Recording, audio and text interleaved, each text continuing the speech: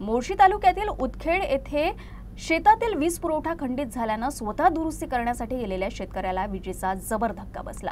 या घटनेमुळे परिसरातील शेतकऱ्यांमध्ये महावितरण विरोधात तीव्र संतापाची लाट उसळली आहे। गेल्या अनेक दिवसांपासून अंबाडा डोमक फिटरवर विजेच्या पोलवर झाडं झुडपं आणि वेल वाढल्यानं वारंवार वीज पुरवठा खंडित होतोय। याबाबत शेतकऱ्यांनी वारंवार महावितरण अधिकाऱ्यांना कळवलं, मात्र कोणतीही दुरुस्ती करण्यात आलेली नाही। अधिकारी फोनवर संपर्क साधण्यासही टाळाटाळ करत असल्याचा शेतकऱ्यांचा आरोप आहे। वीज पुरवठा खंडित झाल्यानं उदखेड येथील अक्षय पोहकार हा स्वतः लाईनवर दुरुस्ती करण्यासाठी गेला असता त्याला विजेचा जबर धक्का बसला। काही वेळ तो शेतात बेशुद्ध अवस्थेत पडून होता। नंतर शेतकऱ्यांनी तात्काळ त्याला मोर्शी येथील खासगी रुग्णालयात दाखल केलं असून सध्या त्याची प्रकृती स्थिर असल्याचं सांगितलं जात आहे। या घटनेनंतर संतप्त शेतकऱ्यांनी महावितरण कार्यालयावर धडक देत अधिकाऱ्यांना जाब विचारला। उपस्थित अधिकाऱ्यांनी पुढील 8 दिवसात सर्व दुरुस्ती करून अशा घटना पुन्हा होऊ नयेत याची हमी दिली।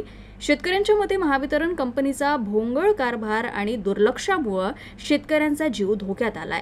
प्रशासनानं यावर तातडीनं लक्ष देऊन जबाबदारांवर कारवाई करण्याची मागणी केली आहे।